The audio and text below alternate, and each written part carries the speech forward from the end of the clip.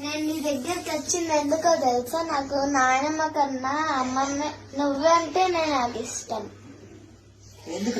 ఎందుకంటే మమ్మీ చెప్పింది నాకు, నువ్వు ఉప్పు కావాలన్నా కారం కావాలన్నా ఇంటికి తొందరగా పంపిస్తావు. మళ్ళీ మమ్మీకి ఏదైనా కావాలన్నా కానీ ముందు నువ్వే నిలబెడతావంట.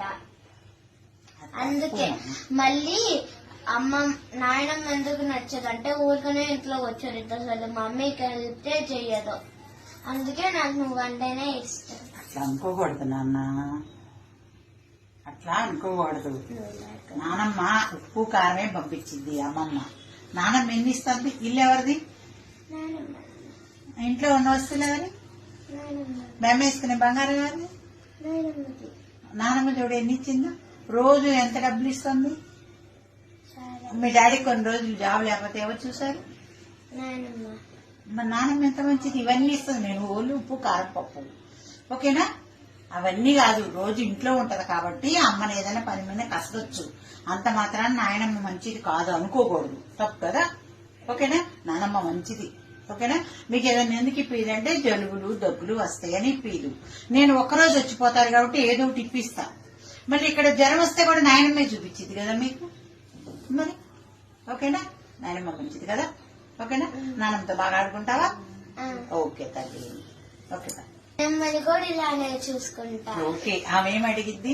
మంచిగా 2 మాటలేగా అడిగేది. ఓకే అమ్మా. హలో, ఏం చేస్తున్నావు అమ్మా? మీ ఆయన వచ్చి అమ్మాయిని తింటే వెళ్ళాడమ్మా.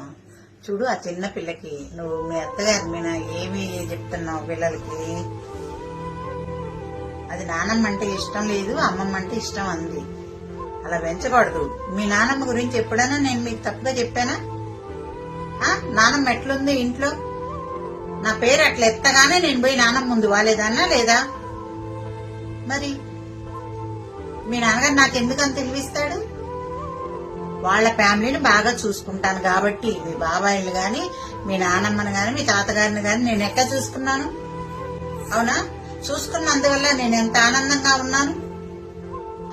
నీ పెట్టిన బంగారం అంతా మీ నాయనమ్మది కాదు మరి ఎక్కడి నుంచి వచ్చింది?